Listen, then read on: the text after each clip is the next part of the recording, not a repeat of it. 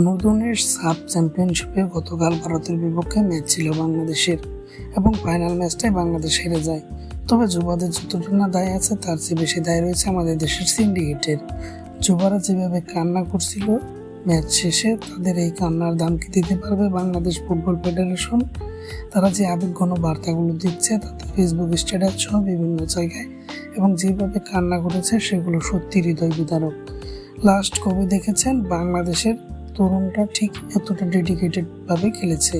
শুধু তাদের কান্না দেখে ডেডিকেটেড বলছি না, তাদের খেলার পারফরমেন্স, খেলার ধরন, আগ্রাসন সবকিছু দেখেই বলছি। ছোটনের মতন একজন মুখস্থ ট্যাকটিক্স আলা কোচের কাছে থেকে এর চেয়ে ভালো ফলাফল আর আশা করা যায় না। যুবারা সেটা জোর করেই আর কি এই পর্যন্ত নিয়ে এসেছে। তবে ছোটনের যে ট্যাকটিক্স, তাতে বাংলাদেশের ফাইনালে আসার কোনো কথাই ছিল না।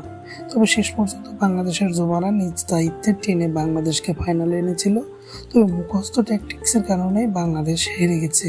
যদি বাংলাদেশ ম্যাচ বাই ম্যাচ ট্যাকটিক্সগুলো চেঞ্জ করতো, সেক্ষেত্রে বাংলাদেশের এই 5 দিনটা দেখতে হতো না। বাংলাদেশই সাফের চ্যাম্পিয়ন হতো, কেননা ফাইনাল ম্যাচটা যারা দেখেছেন তারা সবাই জানেন বাংলাদেশ ঠিক কতটা ভালো খেলেছে। তো আপনার কাছে কি মনে হয় বাংলাদেশের ফুটবল সিন্ডিকেট ঠিক কতটা বড়? তাই নিয়ে আমরা আগামী ভিডিওতে আলোচনা করবো, এবং সিন্ডিকেট নিয়ে আপনার যত মতামত আছে তা কমেন্ট বক্সে কমেন্ট করুন। ধন্যবাদ।